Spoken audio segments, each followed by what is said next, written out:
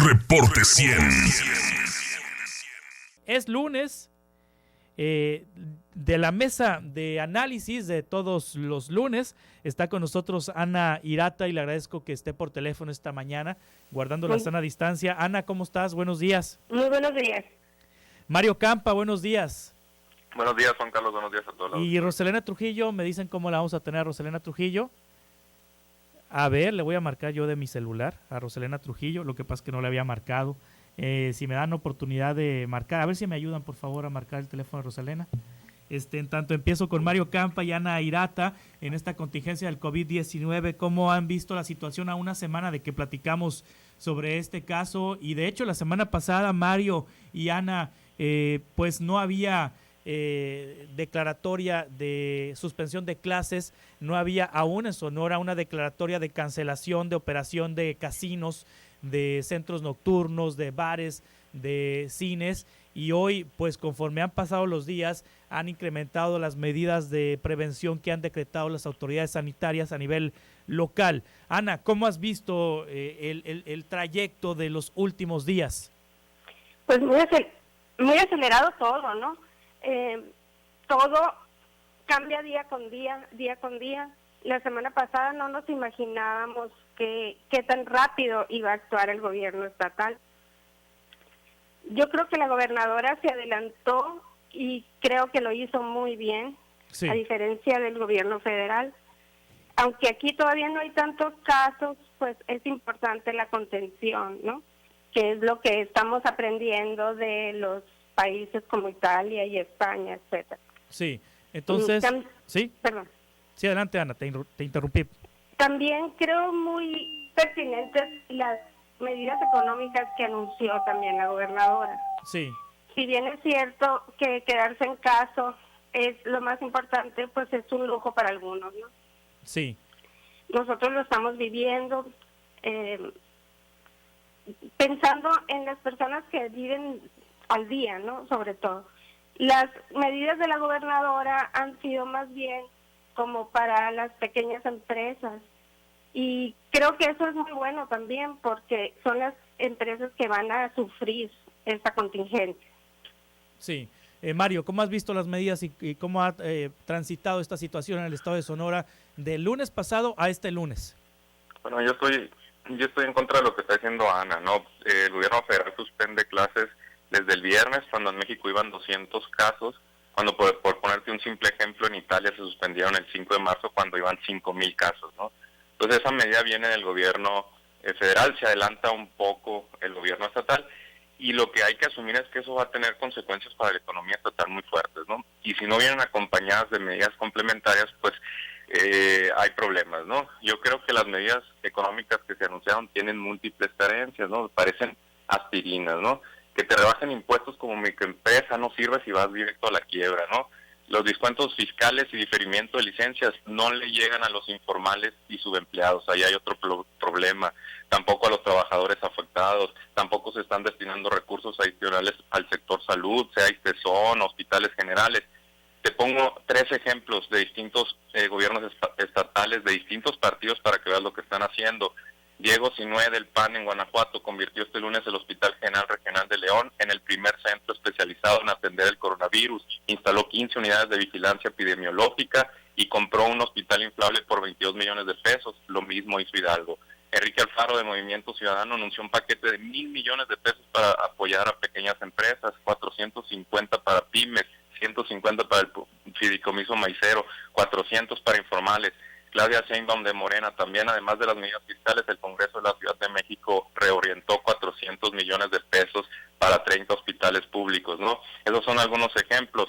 Ahora, yo creo que hay muchísimo por hacer en el gobierno estatal, ¿no? Te voy a dar algunas medidas de política pública que yo espero que estén escuchando en el gobierno estatal, porque a veces parece que no hay economistas. Bueno, no hay en la Secretaría de Hacienda ni en la Economía, ¿no? Pero ahí te van algunas recomendaciones. Primero, recanalizar al sector salud todo gasto en vuelos y viáticos del gobierno estatal programado para 2020. De todos modos va a terminar siendo su ejercicio al cancelarse la mayoría de los vuelos.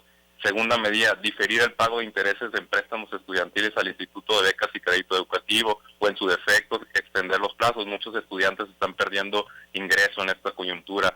3, emplear la banca de desarrollo del gobierno del Estado a través de Fidesón, ya existe esa figura para otorgar préstamos a tasa preferencial o extender plazos a los deudores actuales.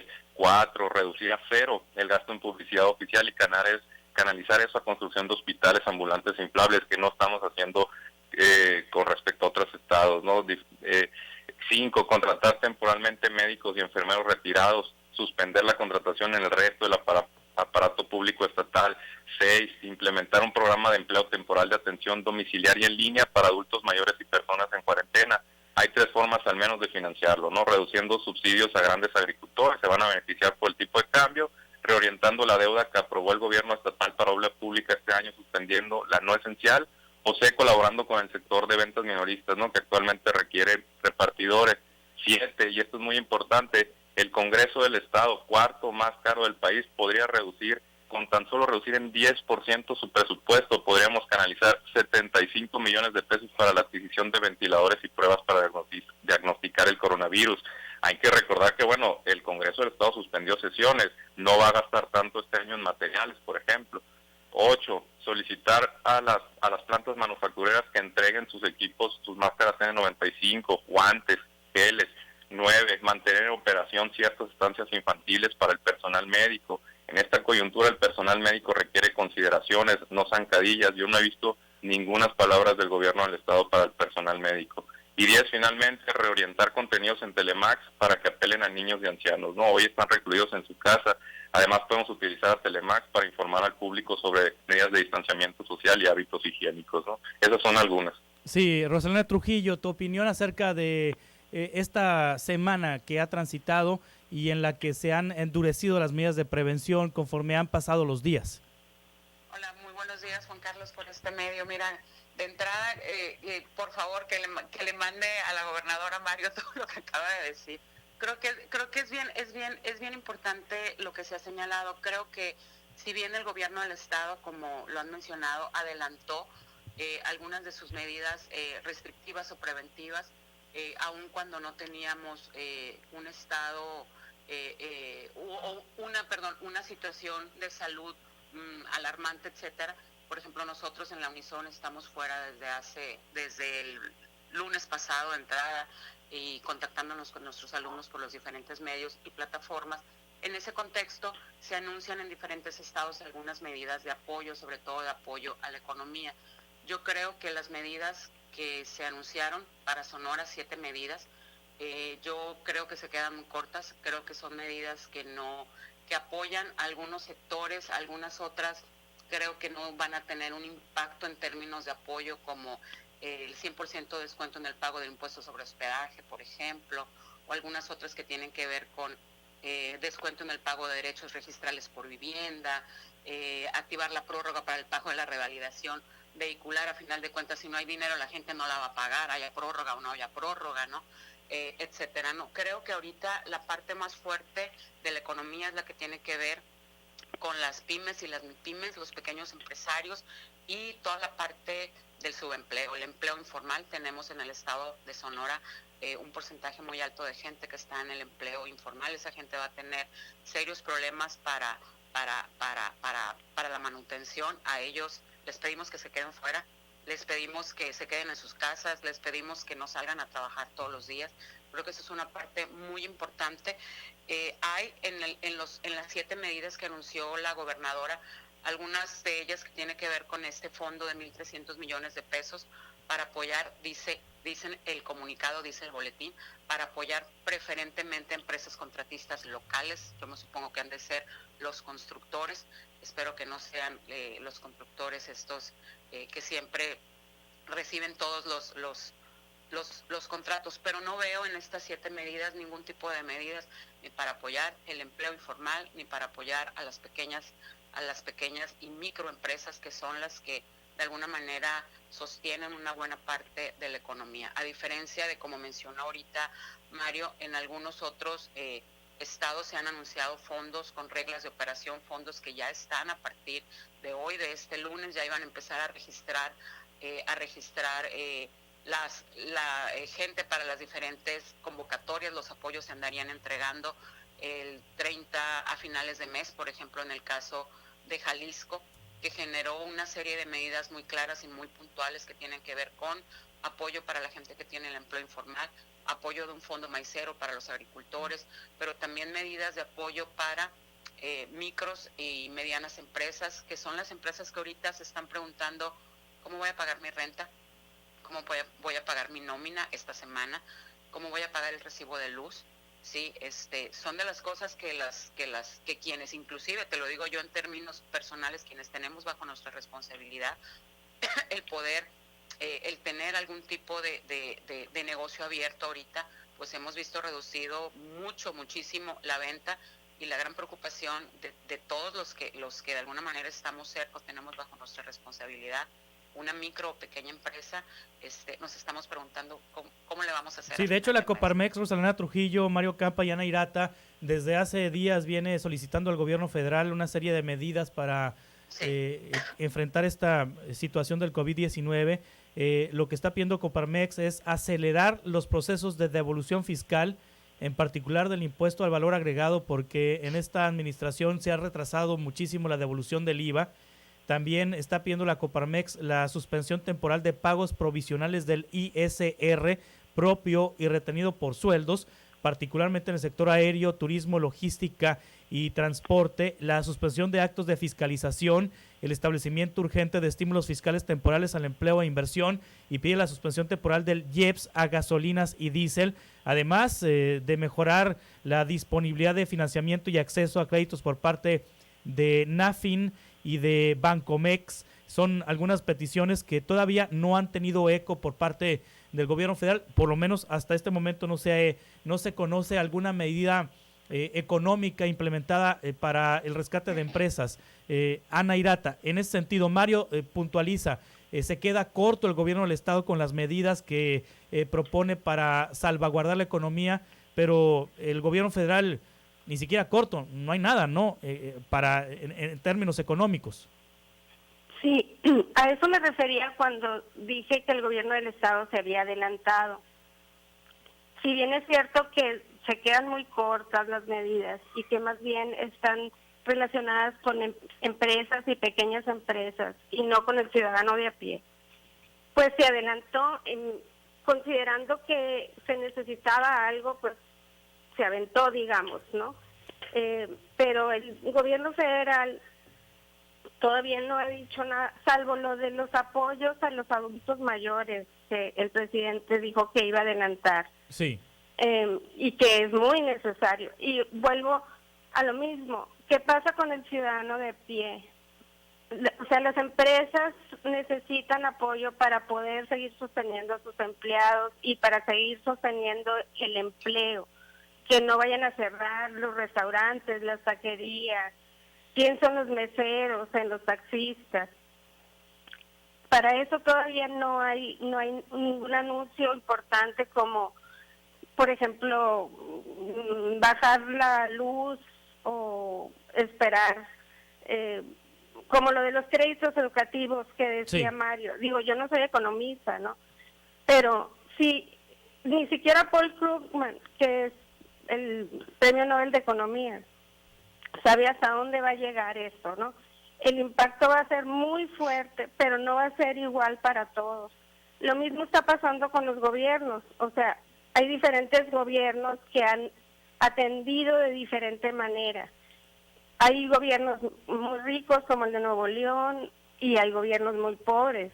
Entonces, el gobierno federal debería de, no sé cómo decirlo, pero como, ay Dios mío, sí, hacerlo nacional, pues. O sea, por ejemplo, ahorita tenemos aquí unos municipios que tienen toque de queda.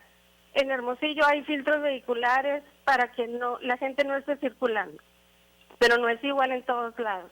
Entonces, esta es una pandemia internacional que nos va a afectar a todos, pero no nos va a afectar de la misma manera.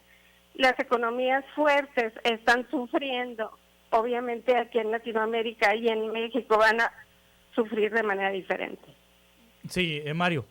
Sí, bueno, yo aquí haría una mención especial para algunas medidas que ya se anunciaron, ¿no? Por ejemplo, la Cámara Baja del Congreso ya aprobó un paquete histórico, ¿no?, de 187 mil millones de pesos Afortunadamente tuvimos un superávit primario y eso a veces no se reconoce en el 2019. Para este 2020 se puede relajar ese superávit primario, que no es otra cosa que los ingresos superan a los egresos, antes del pago de deuda, por supuesto, y eso va a permitir relajar ese superávit, ¿no? Entonces estamos hablando de un paquete de 187 mil millones de pesos que después tiene que ser aprobado por el Senado y luego ya el gobierno federal va a anunciar medidas, ¿no? A lo largo de este proceso se ha anunciado, se ha hecho énfasis en que hay 3 fases distintas, ¿no? Entonces nos podemos adelantar porque estamos viendo las noticias en otras partes del mundo y entramos en pánico, pero hay que tener calma, ¿no? Hay ciertas medidas que se van a anunciar eventualmente.